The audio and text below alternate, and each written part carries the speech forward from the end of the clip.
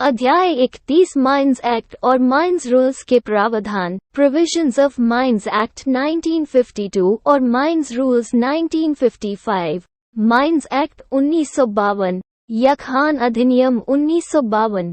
Coal mines में काम सुरक्षापूर्वक हो, वातावरण ऐसा हो कि कर्मचारियों के स्वास्थ्य पर खराब असर न पड़े और उन्हें काम के समय आवश्यक सुख सुविधाएं मिलें।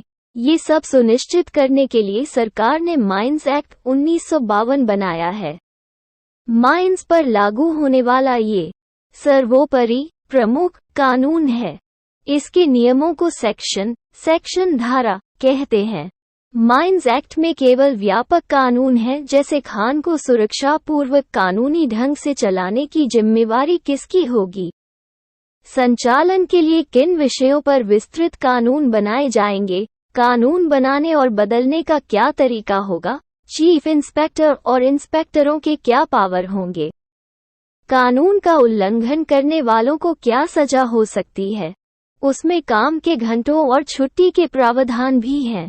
उसके अंतर्गत बनाए गए कानून हैं coal mines regulations, metalliferous mines regulations 1961, mines rules 1955, mines rescue rules 1985, vocational training rules 1966, mines creche rules 1966। Regulations में तकनीकी विषयों पर विस्तृत नियम दिए गए हैं, आप उससे परिचित हैं। माइंस एक्ट और माइंस रूल्स के प्रावधान, माइंस रूल्स 1955 या खान नियम 1955, इसमें कर्मचारियों के वेलफेयर, सुख सुविधा संबंधी नियम हैं। इसके मुख्य विषय है कर्मचारियों की मेडिकल जांच, पीने के पानी, शौचालय, मूत्रालय, खान की सफाई, फर्स्ट एड, शेल्टर और कैंटीन की व्यवस्था, वर्कमैन्स इंस्पेक्टर, सेफ्टी कमेटी, कार्य के घंटे। इसमें कुल 84 रूल्स नियम हैं। इस अध्याय में माइंस एक्ट और माइंस रूल्स के निम्नलिखित विषयों को सरल रूप में दिया गया है, जिनकी जानकारी ओवरमैन को होनी चाहिए। फर्स्ट एड के प्रावधान फर्स्ट एड अध्याय में दिए गए हैं। वर्कमैन्स इंस्पेक्टर, सेफ्टी कमेटी, खान कर्मचारियों का रजिस्टर, आवर्ती डॉक्टरी जांच, महिलाओं का नियोजन, ओपन कास्ट। माइंस में रेस्ट शेल्टर, सवेतन छुट्टी, पीने का पानी। 1. संक्षिप्त टिप्पणी लिखिए। अधिसूचित बीमारी, right A short note on notified disease 2008। उत्तर, अधिसूचित बीमारी 1। केंद्रीय सरकार ने गजेट में नोटिस देकर कुछ रोगों को खनन संक्रियाओं से संबंधित रोग घोषित किया है। इन्हें अधिसूचित रोग या अधिसूचित बीमारी कहते हैं। 2. कोल माइंस के ऐसे 3 रोग हैं: कोल वर्कर्स न्यूमोकोनियोसिस, सिलिकोसिस और शोर जनित श्रवण शक्ति का ह्रास। 3. ये रोग कोयले व पत्थर की धूल श्वास की हवा में जाने से होते हैं। 4. इन्हें रोकने के लिए ऐसे उपाय किए जाते हैं कि धूल कम से कम बने और जो बने उसका प्रसार पानी। ओवरमैन्स हैंडबुक 5। खान में काम करने वाले किसी व्यक्ति को ऐसा रोग होने की जानकारी मिले तो 3 दिन के अंदर मालिक, एजेंट या मैनेजर इसकी सूचना chief inspector, regional inspector, inspector of mines, medical को तथा जिला मैजिस्ट्रेट व coal mines labour welfare commissioner को देते हैं। 6. खान कर्मचारियों की सावधिक जांच, PME से रोग प्रारंभिक अवस्था में ही पकड़ में आ जाता है। 2. कानूनी प्रावधान लिखिए। बीमारी का notice, write statutory provisions for 2009। Notice of disease. उत्तर, बीमारी का नोटिस खान में काम करने वाले किसी व्यक्ति को कोई अधिसूचित बीमारी हो जाए तो उसकी खबर मिलने के 3 दिन के अंदर मालिक, एजेंट या मैनेजर उसकी सूचना फॉर्म V में चीफ इंस्पेक्टर, रीजनल इंस्पेक्टर व इंस्पेक्टर ऑफ माइंस, मेडिकल को तथा जिला मैजिस्ट्रेट व माइंस लेबर वेलफेयर कमिश्नर को देंगे। 3. व्यावसायिक रोगों से आप क्या समझते हैं? भारत में कोयला खनन से जुड़े क्या क्या व्यावसायिक रोग हैं? उनके कारण, मुख्य लक्षण एवं रोकथाम के उपाय क्या हैं? 2006। What do you understand by occupational diseases? What are the occupational diseases connected with coal mining in India? What are their causes, symptoms and preventive measures? उत्तर: व्यावसायिक रोग किसी व्यवसाय में काम की खास परिस्थितियों और वातावरण के कारण काम करने वालों को किसी विशेष रोग के होने की संभावना होती है। ऐसा रोग उस व्यवसाय का व्यावसायिक रोग कहलाता है। कोयला खनन के व्यावसायिक रोग: भारत में कोयला खनन से जुड़े 2 रोगों को व्यावसायिक रोग माना गया है और सरकार ने उनकी अधिघोषणा की है। ये रोग हैं: 1. Coal workers pneumoconiosis CWP, 2. Silicosis. Mines act और माइंस रूल्स के प्रावधान कारण कोल वर्कर्स न्यूमोकोनियोसिस लंबे समय 10-15 वर्ष तक अधिक वायुही एयरबोर्न कोयला धूल वाले वातावरण में काम करना। लक्षण: आरंभिक अवस्था में कोई भी लक्षण नहीं, रोग अधिक बढ़ जाने पर कुछ हॉन्फनी।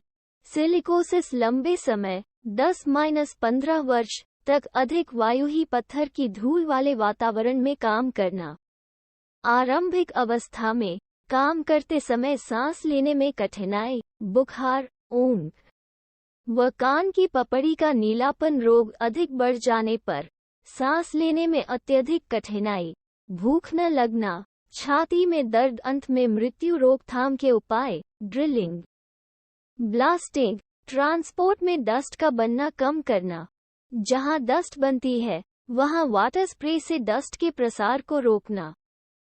फेस से 90 मीटर तक चाल, कांथी, तल्ली की नियमित धुलाई। जहां पानी प्रयोग नहीं हो सकता वहां डस्ट एक्ट्रैक्टर की व्यवस्था। पर्याप्त वायु संचार ताकि वायु ही डस्ट हवा के साथ खान के बाहर निकल जाए। विभिन्न कार्यस्थलों की नियमित डस्ट सर्वे। वर्कर्स की प्रारंभिक और आवधिक मेडिकल जांच, एक्स-रे सहित। रोग से ग्रसित व्यक्ति का कार्यस्थल बदलना। जहां अन्य उपायों के बावजूद कोयला, पत्थर, धूल अधिक है वहां वर्कर्स द्वारा डस्ट रेस्पिरेटर का प्रयोग। 4. वैधानिक प्रावधान लिखिए। भूमिगत खानों में कार्य के घंटे। Write statutory provisions for hours of work in a mine below ground. उत्तर: भूमिगत खानों में कार्य के घंटे 2009-2013। 1. खान के भूमिगत भाग में कोई भी व्यक्ति सप्ताह में 48 घंटे और सामान्यतः एक दिन में 8 घंटे से अधिक के लिए काम पर नहीं लगाया जाएगा। कार्य शिफ्टों में किया जाएगा। शिफ्ट के कार्यकाल का विस्तार 8 घंटे से अधिक का नहीं होगा। 2. किसी व्यक्ति को किसी दिन 8 घंटे से अधिक या सप्ताह में 48 घंटे से अधिक के लिए काम पर लगाया जाएगा तो उसे सामान्य से दुगुनी दर से ओवरटाइम दिया जाएगा। ओवरमैन्स हैंडबुक 3. किसी भी व्यक्ति को एक दिन में ओवरटाइम सहित 10 घंटे से अधिक के लिए काम पर नहीं लगाया जाएगा। गंभीर खतरे की अवस्था में या लगातार चलने वाली मशीन या आवश्यक रूप से चालू नियम भंग हो सकता है। रखे जाने वाले कार्य में ये 5. वर्कमैन्स इंस्पेक्टर कामगार निरीक्षक के संबंध में क्या कानूनी प्रावधान है? वर्कमैन्स इंस्पेक्टर के कर्तव्यों का वर्णन करें। 2000 अथवा वर्कमैन्स इंस्पेक्टर पर संक्षिप्त टिप्पणी लिखिए। 1994, 2001, 2010, 2013। What are the statutory provisions in respect of workman's inspector? Describe the duties of workman's inspector. Or write a short note on workman's inspector. उत्तर: वर्कमैन्स इंस्पेक्टर WI 1. नियोजन 500 या उससे अधिक मैनपावर की भूमिगत खान में और 100 या अधिक मैनपावर की मैकेनाइज्ड ओपन कास्ट में मैनेजमेंट। सबसे बड़ी यूनियन की सलाह से कर्मचारियों में से 3 व्यक्तियों को माइनिंग, मैकेनिकल और इलेक्ट्रिकल ऑपरेशन मशीनों की जांच के लिए वर्कमैन्स इंस्पेक्टर नॉमिनेट करेगी। नियोजित व्यक्ति 1500 से अधिक हैं तो प्रत्येक अतिरिक्त 1000 या उसके भाग पर माइनिंग का 1 और Y रखा जाएगा। नियमित WI की अनुपस्थिति में काम करने के लिए WI का एक सब्स्टिट्यूट पैनल बनाया जाएगा जिसमें तीनों विभाग का एक एक व्यक्ति होगा। 2. योग्यता, माइनिंग विभाग के लिए ओवरमैन, बिजली विभाग के लिए इलेक्ट्रिकल सुपरवाइजर और मैकेनिकल विभाग के लिए फोरमैन। न्यूनतम अनुभव 5 वर्ष, जिसमें से 2 वर्ष का अनुभव उसी खान का होगा। 3. सुविधा, मैनेजमेंट WI को किसी भी समय खान की जांच करने की उचित सुविधा देगी। उसके साथ खान का एक पदाधिकारी भी जाएगा। खान में दुर्घटना या खतरनाक घटना, डेंजरस अकरेंस होने पर संबंधित WI को खबर दी जाएगी। WI सप्ताह में 2 दिन ये कार्य करेगा, बाकी दिन अपना सामान्य कार्य। WI को ओरिएंटेशन ट्रेनिंग दी जाएगी। उसका कार्यकाल 3 वर्ष होगा। माइंस एक्ट और माइंस रूल्स के प्रावधान 4. WI के कर्तव्य, खान व मशीनों की सुरक्षा संबंधी जांच करना। तुरंत हो सकने वाला खतरा मालूम हो तो मैनेजर को खबर करना और खतरा टालने के लिए सुझाव देना।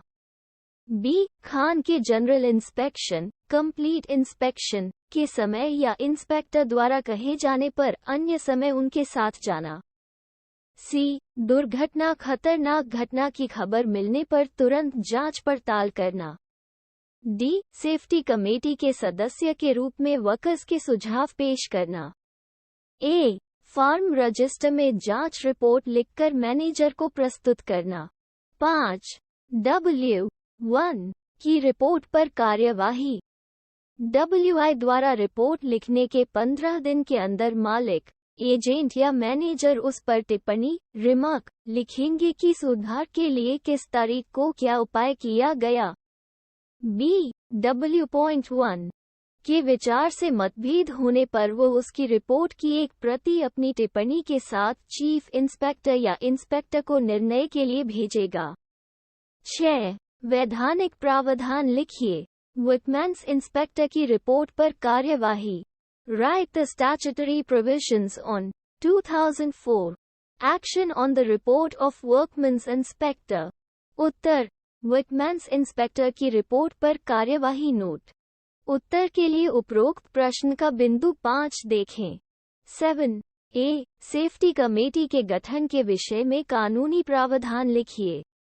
सेफ्टी कमेटी के क्या क्या कार्य हैं? 1999। 2013। B. सेफ्टी कमेटी को प्रभावी बनाने के लिए राष्ट्रीय सेफ्टी कॉन्फ्रेंस ने क्या सिफारिशें दी हैं? अथवा सेफ्टी कमेटी पर संक्षिप्त टिप्पणी लिखें। 2011। A. Write the statutory provisions for Constitution of Safety Committee. What are its functions? B. What are the recommendations of National Safety Confer aims for improving effectiveness of Safety Committee? Or write a short note on Safety Committee. Overman's Handbook। Uttar, safety committee का गठन खान में सुरक्षा को बढ़ावा देने के लिए प्रत्येक खान का मैनेजर एक सेफ्टी कमेटी गठित करेगा। उसमें 13 व्यक्ति होंगे। मैनेजर द्वारा चुने हुए 5 पदाधिकारी या सक्षम व्यक्ति। वर्कर्स यूनियन द्वारा नामित 5 व्यक्ति, विटमैन्स इंस्पेक्टर, सेफ्टी ऑफिसर और स्वयं मैनेजर। मैनेजर उसका अध्यक्ष होगा और सेफ्टी ऑफिसर उसका सेक्रेटरी। सेफ्टी कमेटी के कार्य। 1. विटमैन्स इंस्पेक्टर की रिपोर्ट से या अन्य तरीके से कमेटी को मिली खबर के आधार पर खान की असुरक्षित दशा और कार्य विधियों पर विचार विमर्श करना। 2. नया डिस्ट्रिक्ट या नई मशीन चालू होने से पहले सुरक्षा और स्वास्थ्य के प्रस्तावित उपायों पर विचार करना। 3. दुर्घटना की जांच रिपोर्ट पर विचार करना। 4. दुर्घटनाओं के आंकड़ों पर विचार करके सुरक्षा अभियान तैयार करना और लागू करना। 5. 30 दिन में कम से कम एक बार मीटिंग करके कमेटी के समक्ष पेश हुए या सदस्यों द्वारा उठाए गए विषयों पर विचार करना और सिफारिश देना। मैनेजमेंट मीटिंग के 15 दिन के भीतर सेक्रेटरी को खबर देगी कि सुझावों पर कहां तक अमल किया गया। सेफ्टी कमेटी को प्रभावी बनाने के लिए राष्ट्रीय सुरक्षा समिति की सिफारिशें। 1. बड़ी खानों में मुख्य सेफ्टी कमेटी के नीचे विभिन्न विभागों की उप कमेटियां बनाना। 2. सेफ्टी कमेटी के सदस्यों को आरंभिक ट्रेनिंग देना तथा आवश्यक विशेष ट्रेनिंग व रिफ्रेशर ट्रेनिंग देना। 3. सदस्यों का कार्यकाल 2 वर्ष रखना। 4. एरिया के वरिष्ठ अधिकारियों और यूनियन के वरिष्ठ पदाधिकारियों द्वारा रिव्यू मीटिंग करके सेफ्टी कमेटी के कार्य, सुझावों और उनके क्रियान्वयन की कठोर मॉनिटरिंग करना। 5. कंपनी बोर्ड की प्रत्येक मीटिंग में सेफ्टी संबंधी विषयों का रिव्यू मॉनिटरिंग करना। अन्य सुझाव। 1. मीटिंग महीने की किसी निश्चित तारीख को हो। 2. मीटिंग से पहले सदस्य खान के विभिन्न भागों का दौरा करें। 3. किसी विशेष विषय की चर्चा होनी है तो मीटिंग में संबंधित वर्ग, कार्य के व्यक्तियों को भी मीटिंग में बुलाना। माइंस एक्ट और माइंस रूल्स के प्रावधान। 4. मीटिंग में पेमेंट, मकान अलॉटमेंट, ओवरटाइम जैसे सुरक्षा से अलग विषयों पर चर्चा न करना। 8. वैधानिक प्रावधान लिखिए। सेफ्टी कमेटी का कार्य। 2004 right statutory provisions on functions of safety committee. Uttar, safety committee का कार्य। नोट। उत्तर के लिए उपरोक्त प्रश्न देखें। वैधानिक प्रावधान लिखिए। क. खान में नियोजित व्यक्तियों का रजिस्टर। 2004 ख. दैनिक हाजिरी register. Right statutory provisions on A. registers of persons employed in a mine. B. daily attendance register. उत्तर, खान में नियोजित व्यक्तियों का रजिस्टर खान में नियोजित सब व्यक्तियों का ब्यौरा एक रजिस्टर, फॉर्म बी रजिस्टर, में रखा जाएगा। इस रजिस्टर में ब्यौरा रिकॉर्ड किए बिना किसी भी व्यक्ति को खान में नियोजित नहीं किया जाएगा। उसमें प्रत्येक व्यक्ति का एक अलग पन्ना होगा जिसमें निम्नलिखित ब्यौरा दिया जाएगा। फॉर्म बी क्रम संख्या, कर्मचारी का नाम, पिता पति का नाम, आयु, लिंग, घर का पता, शरीर का पहचान चिन्ह, identification mark, token number, designation, कार्य की प्रकृति, भूमिगत, ओपन कास्ट, सरफेस, खनन उद्योग में प्रथम बहाली की तारीख, वर्तमान मालिक के पास प्रथम बहाली की तारीख, नौकरी छोड़ने या नौकरी से हटाए जाने की तारीख, वोकेशनल ट्रेनिंग सर्टिफिकेट नंबर, उस व्यक्ति का नाम, पता और संबंध जिसे दुर्घटना होने पर खबर दी जाएगी, पासपोर्ट साइज का फोटो, कर्मचारी के दस्तखत, मैनेजर के दस्तखत। 9. ओवरमैन्स हैंडबुक दैनिक हाजिरी रजिस्टर। 1. खान में काम करने वालों की दैनिक हाजिरी के लिए फॉर्म सी, फॉर्म डी और फॉर्म रजिस्टर रखे जाएंगे। फॉर्म सी भूमिगत भाग के लिए, फॉर्म डी ओपन कास्ट के लिए और फॉर्म सरफेस के लिए। 2. फॉर्म सी में एंट्री प्रविष्टि, खान के प्रवेश द्वार, एंट्रेंस पर हर उस समय व्यक्ति के नाम के सामने की जाएगी जब वो खान में प्रवेश करता है या खान से बाहर निकलता है। उसमें समय नोट किया जाएगा। 3. फॉर्म डी और फॉर्म में समय की एंट्री कार्यकाल के शुरू और अंत में खान के परिसर प्रेमिसेस में उचित जगहों पर यथोचित शीघ्रता से की जाएगी। 4. कोई भी व्यक्ति रजिस्टर में लिखे समय को छोड़कर किसी अन्य समय काम पर नहीं लगाया जाएगा। 5. शिफ्ट के अंत में अटेंडेंस क्लर्क चेक करेगा कि सब व्यक्ति खान से बाहर निकल गए हैं कि नहीं। यदि कोई व्यक्ति नहीं निकला है तो उसकी सक्षम पदाधिकारी को देगा। सूचना। 10. कानूनी प्रावधान लिखिए। प्रारंभिक एवं सावधिक डॉक्टरी जांच right statutory provisions on initial and periodic medical examination 2006। उत्तर, प्रारंभिक एवं सावधिक डॉक्टरी जांच खान कर्मचारियों में व्यावसायिक रोग जैसे न्यूमोकोनियोसिस का प्रारंभिक अवस्था में ही पता लगाने और समय से उपचार करके रोग वृद्धि रोकने के लिए माइस रूल्स में निम्नलिखित प्रावधान किए गए हैं। 1. खान का मालिक एजेंट या मैनेजर कर्मचारियों की प्रारंभिक और सावधिक डॉक्टरी जांच IME PME की व्यवस्था करेगा। 2. खान में भर्ती होने वाले हर व्यक्ति की प्रारंभिक डॉक्टरी जांच की जाएगी। यदि उसने पिछले 5 वर्ष में किसी अन्य खान में ऐसी जांच कराई है तो ये जांच जरूरी नहीं होगी। 3. निम्नलिखित कार्यों में लगे प्रत्येक व्यक्ति की सावधिक डॉक्टरी जांच, आवर्ती मेडिकल जांच पीरियोडिक मेडिकल एग्जामिनेशन और PME हर 5 वर्ष में की जाएगी। परंतु किसी व्यक्ति में रोग का संदेह हो तो उसकी पुष्टि के लिए ये जांच कम समयांतर पर की जाएगी। भूमिगत भाग में काम करने वाले B. ओपन कास्ट में dragline, shovel, dozer, scraper, dumper व ड्रिल ऑपरेटर। माइंस एक्ट और माइंस रूल्स के प्रावधान C. Winding engine, locomotive compressor व अन्य machine operator. D. Crushing, screening plant में कार्य करने वाले। 4. सावधिक जांच में एक्सरे, लंग फंक्शन टेस्ट व श्रवण शक्ति के टेस्ट की व्यवस्था होगी। एक्सरे रेडियोग्राफ का ILO वर्गीकरण करके न्यूमोकोनियोसिस का पता लगाया जाएगा। 15. PME सेंटर में उचित ट्रेनिंग प्राप्त डॉक्टर रखे जाएंगे। 6. जांच के रिकॉर्ड व्यवस्थित रूप से रखे जाएंगे। 7. जांच की विधि व स्तर माइंस रूल्स के अनुसार होंगे। 8. 10वीं सेफ्टी कॉन्फ्रेंस की सिफारिशें, प्रारंभिक व सावधिक जांच सबकी हो परमानेंट, टेम्पररी या ठेकेदारी। B. 45 वर्ष से अधिक आयु वालों की PME जांच प्रति 3 वर्ष में हो। C. जांच में ब्लड टेस्ट, न्यूरोलॉजिकल टेस्ट, मल जांच, मूत्र जांच शामिल हो। D. HEMM ऑपरेटरों की नज़र आई साइट जांच प्रति वर्ष हो।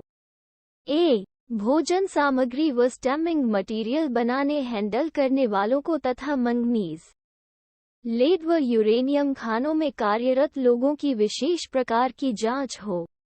9. 65 वर्ष से अधिक आयु के भूमिगत खान में कार्यरत व्यक्तियों की PME जांच प्रति वर्ष हो। DGMS take 3/2012 11। खान में महिलाओं के नियोजन के संबंध में कानूनी प्रावधान लिखिए।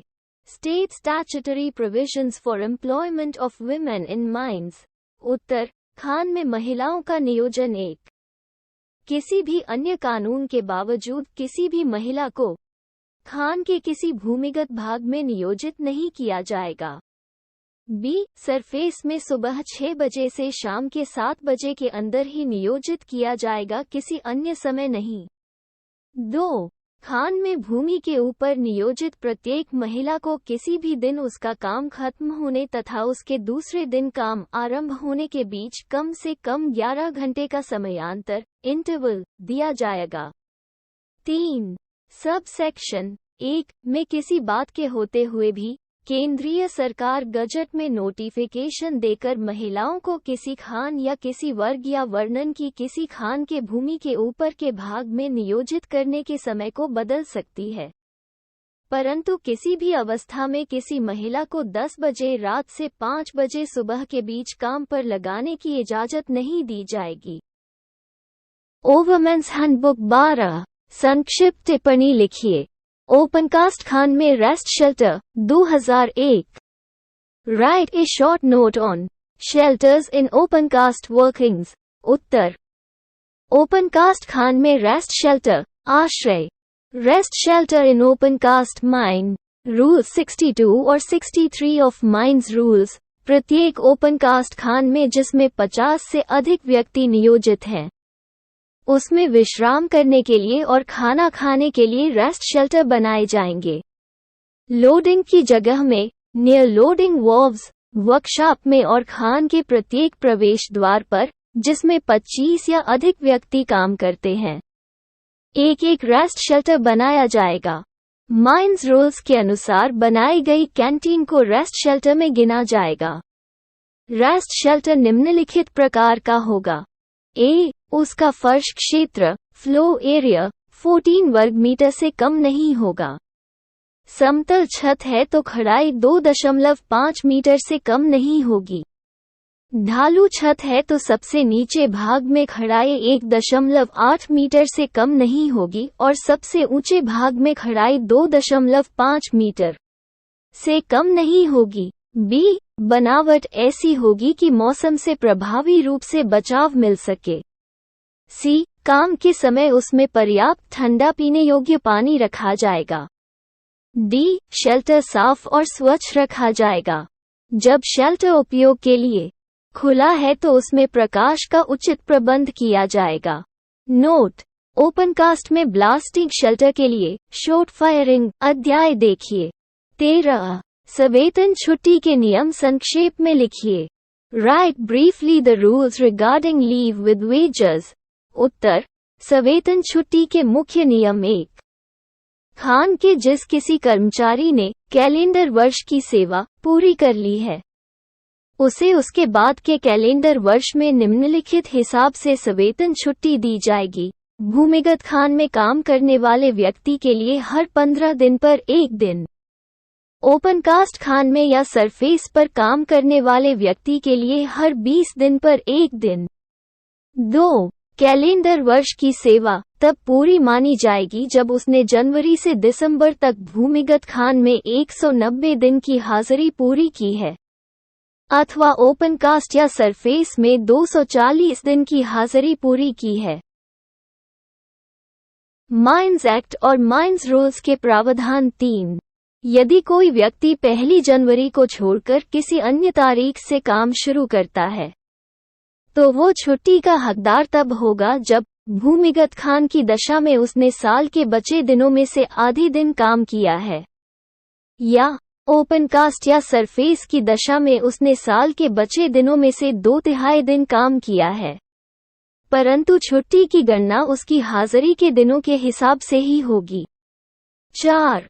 भूमिगत खान की दशा में 190 दिन और ओपनकास्ट या सरफेस की दशा में 240 दिन उपस्थित न रहने पर भी कर्मचारी निम्नलिखित अवस्था में सवेतन छुट्टी पाने का हकदार होगा: जितने दिन उसने कार्य किया है उसमें पिछले वर्ष की अर्जित छुट्टी, इंजरी पीरियड, प्रसूति छुट्टी का पीरियड, महिलाओं के लिए 3 महीने तक ले ऑफ, औद्योगिक बीमारी इंडस्ट्रियल सिकनेस सहित की वजह से अनुपस्थिति पीरियड जोड़ने पर भूमिगत खान की अवस्था में 190 दिन और ओपनकास्ट या सरफेस की दशा में 240 दिन पूरे हो जाते हैं, परंतु छुट्टी के दिनों की गणना हाजिरी के दिनों के हिसाब से ही होगी।